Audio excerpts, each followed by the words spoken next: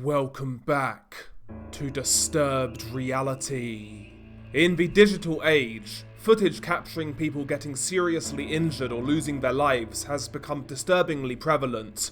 Whether recorded by CCTV, bystanders or body cameras, such videos often spread rapidly through news media and social platforms. While some argue that these recordings serve as important evidence for justice or raise awareness about critical issues, their widespread availability also raises ethical concerns. The ease with which such footage is shared contributes to a culture of voyeurism, desensitization, and even exploitation, diminishing the dignity of victims and their families. Advancements in technology have made it easier than ever to capture and share real-life tragedies. Smartphones, surveillance cameras, and live streaming platforms allow for instant recording and distribution. Social media platforms such as X, TikTok, and Facebook amplify this issue by prioritizing engagement, often pushing graphic content into users' feeds without warning. Unlike traditional news media, which historically exercised editorial control, today's digital landscape allows for unfiltered footage to spread rapidly, making it nearly impossible to regulate or remove. The circulation of videos showing serious injuries or deaths raises serious ethical concerns, particularly regarding consent and dignity. Many of these recordings are shared without the approval of the victims themselves or their families, reducing deeply personal tragedies to viral content. This is especially troubling when footage is used for clickbait, sensationalism, or even social media clout. However, some argue that these recordings provide crucial evidence for legal cases, such as exposing brutality or unsafe working conditions. However, the lack of agency given to those involved raises questions about where the line should be drawn between public interest and exploitation. Frequent exposure to graphic footage can desensitize viewers, making them less empathetic towards human suffering. When people repeatedly see real-life violence online, it risks becoming normalized, reducing genuine emotional responses to tragedies. This desensitization can have real-world consequences, influencing how society reacts to crises and violence. Additionally, exposure to such content can lead to psychological distress, causing anxiety, trauma, or even secondary PTSD in some viewers. While footage of real-life tragedies can sometimes play a role in seeking justice or raising awareness, its widespread dissemination without ethical considerations remain deeply problematic.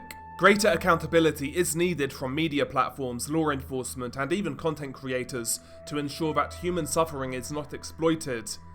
Striking a balance between transparency and respect for victims is crucial to maintaining both ethical and moral responsibility in this digital age. Today, we will explore multiple cases of brutal accidents that have media attached to them. But nevertheless, let's get to the topic at hand. We will start with what can only be described as an OG Gore case from the very early 2000s, and a mystery at that. It details a horrific image that was well known during the early days of shock sites such as ogrish.com. The image has been circulating online for over 2 decades, with many speculating that it was released on August the 15th, 2000, and since then, multiple stories have been attached to it in regards to who the victim was and what happened to him. When originally uploaded, the file was often titled Motorcycle.jpg. Now, the most commonly told story is that this man was a Marine who dared to bite a blasting cap at a party, which promptly exploded in his mouth, totally disfiguring him. Another commonly told story is that this man was involved in a motorcycle accident. Lastly, another commonly told story is, let's say this man had an accident with a shotgun. You guys know what I'm getting at here. Though, still to this day, no official backstory has been confirmed in regards to the image. The most common explanation for this image is that it comes from an entry for the 1997 Darwin Awards. For those who don't know, the Darwin Awards are a rhetorical tongue-in-cheek honour that originated in old Usenet newsgroup discussions in the mid-80s. They recognise individuals who have supposedly contributed to human evolution by selecting themselves out of a gene pool by dying or becoming sterilised by their own actions. But back to the image in question and its links to the 1997 Darwin Awards. Many people linked the image to a Darwin entry from 1997 titled "Man Loses Face at Party." The entry details of his incident goes as follows.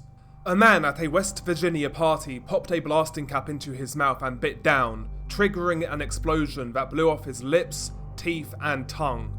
Jerry Stromier, 24 years old of Kincaid, bit the blasting cap as a prank during the party late Tuesday night, said Corporal MD Payne. Another man had it in an aquarium hooked up to a battery and was trying to explode it. It wouldn't go off and this guy said that I'll show you how to set it off. He put it into his mouth and bit down, and it blew out his teeth, his lips off and his tongue off, Payne said. Stromier was listed in guarded condition with extensive facial injuries, according to a spokesperson at the Charleston Area Medical Division. I just can't imagine anyone doing something like that, Payne said. After some research, I can confirm that this was a real incident, though it took place way back in 1986. However, it's clear that this event and the image are not related, as the 1997 Darwin Awards did not contain any images, and the earliest known appearance of this photo was August the 15th, 2000, meaning that the image could not have come from the 1997 Darwin Awards. The injuries in the photo also don't match with the described injuries of Jerry Stromier. Another theory is that of a motorcycle accident, and this theory is the one that was originally associated with the image when it was first uploaded to Rotten.com with the file name Motorcycle.jpg. However, having looked at the image and then comparing it to images taken from other motorcycle crashes, the man in the Motorcycle.jpg picture doesn't look like a motorcycle crash victim. If the man in the picture was in fact the victim of a motorcycle accident, there would be a lot more fragmentation of the skull. The last and most likely theory is that the man suffered an accident with a shotgun. Sadly, there are numerous images and videos available online of such incidents, and the Motorcycle.jpg man has injuries that are identical, though he lived. According to a former Rotten.com admin who was asked about the backstory about the image, he claimed the following. We have to admit, we received a lot of emails about the motorcycle picture, it being one of the most disconcerting things that people had ever seen at the time. We called it Motorcycle because it arrived to us titled Motorcycle.jpg, but it is more than likely an attempted scam. The man actually went on to live, and an attorney contacted us demanding that we take the picture down, but he was unable to provide enough details for us to comply with his request. Those are the words of the Rotten.com admin. In my opinion, the last scenario is the likeliest backstory behind this image. In regards to the photo itself, it is incredibly graphic, and many of you may have seen it in the past, and despite its old age, it's actually in good quality. In the image, you see a man in the hospital, with doctors standing behind him.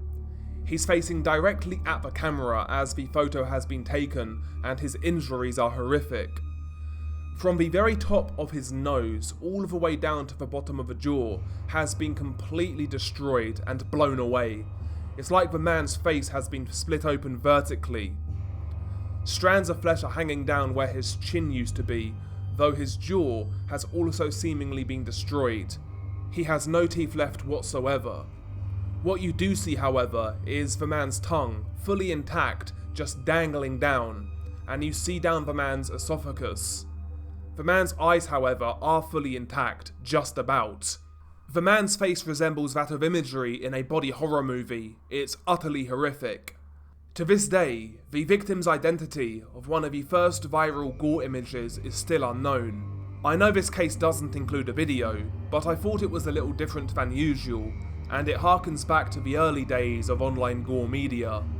Now, the next clip does indeed include a video, but not much context surrounding it. The video, or should I say videos in question, seems to come out of China, and it involves a sewer explosion. The initial video that captures the blast is 17 seconds in length and is seemingly taken from a nearby CCTV camera. How the footage ended up online is unknown.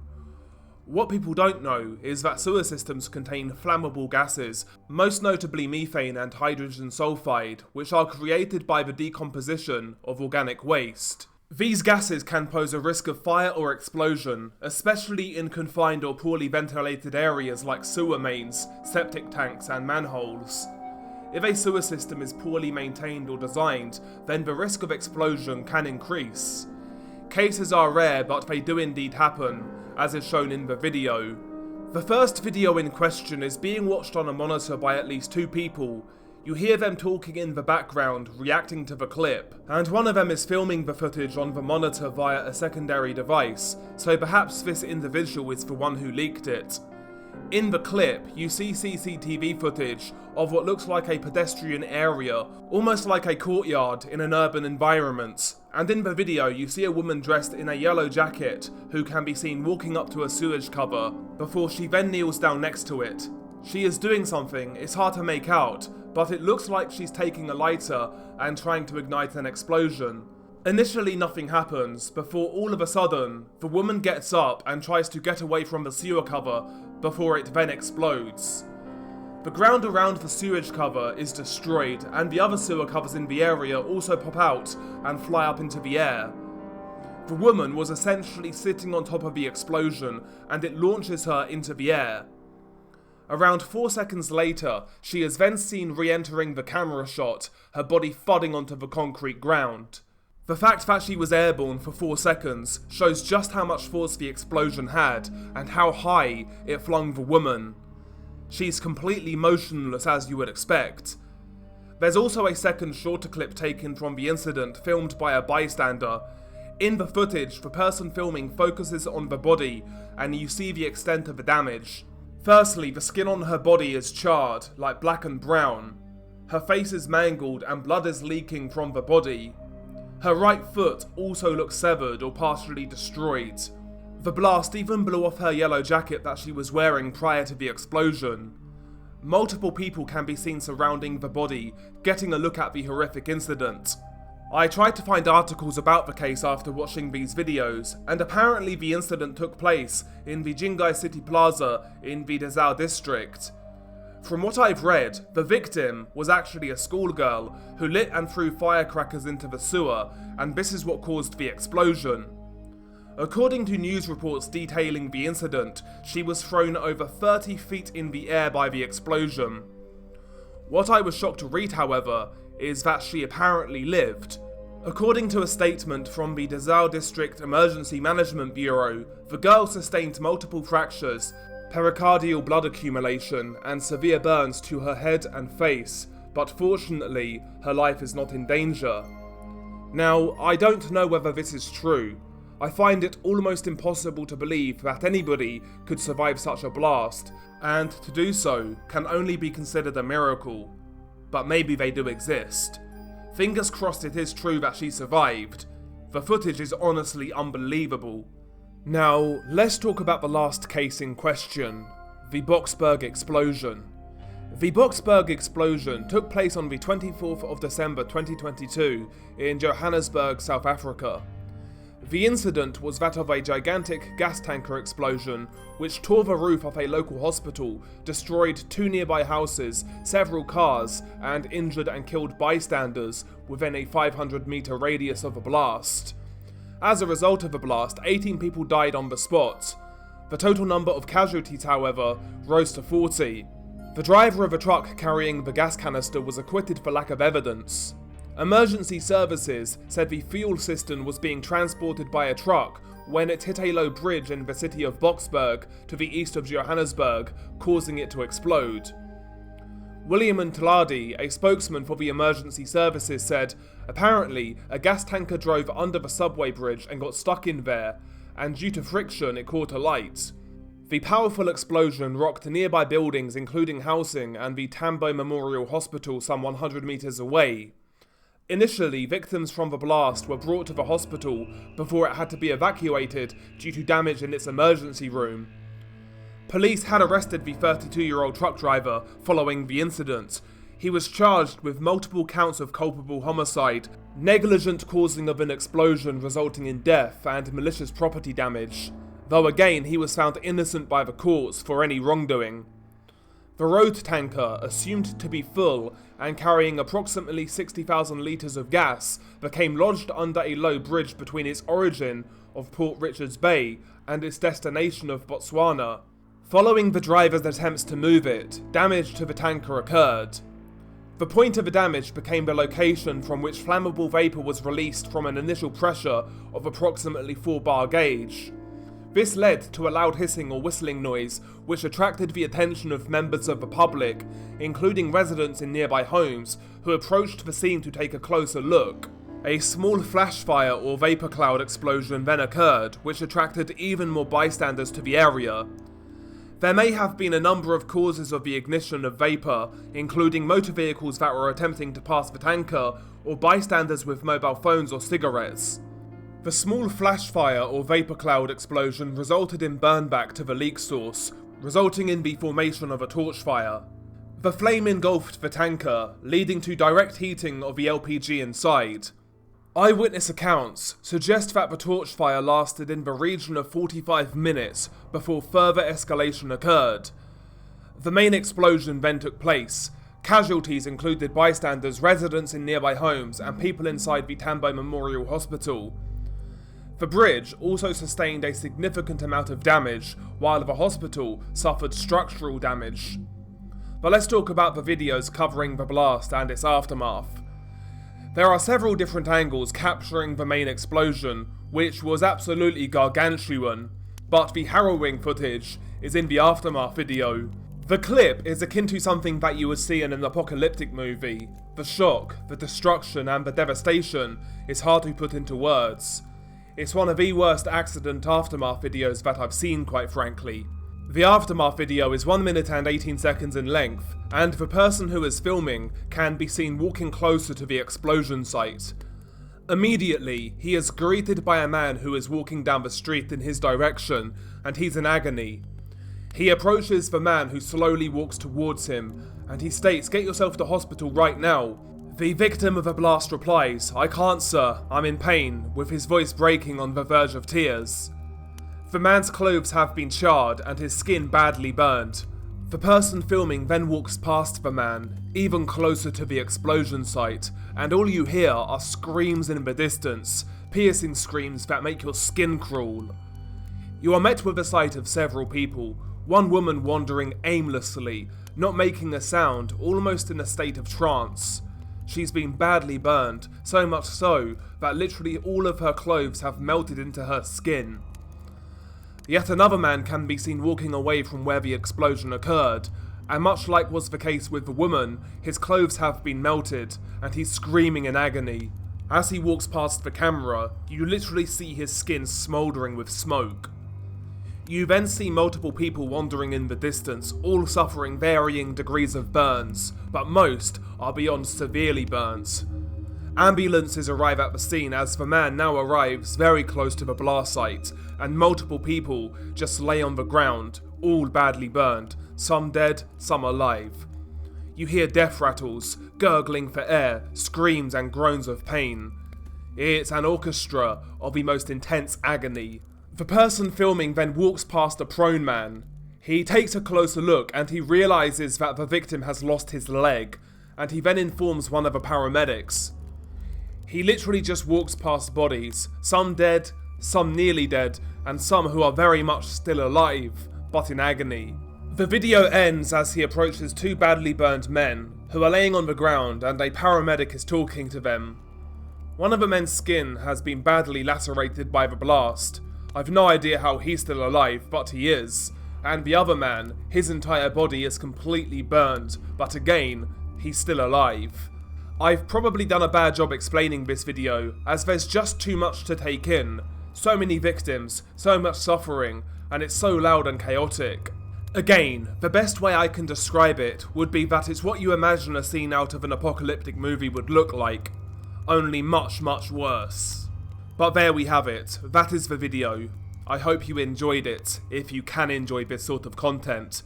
I know we've been cartel heavy recently, so thought I would change it up ever so slightly. Still disturbing nonetheless. But anyway guys, as always, the links to my other socials will be in the pinned comment, my boxing channel, my Twitch, my Twitter, and I'm still trying to finalise my new channel that I intend to create, a commentary channel. So I'll keep you updated on that. I'm kind of stuck on the name though, so there we go. But anyway guys, thank you for the support, it's much appreciated. But as always, stay safe and I'll catch you on the next one.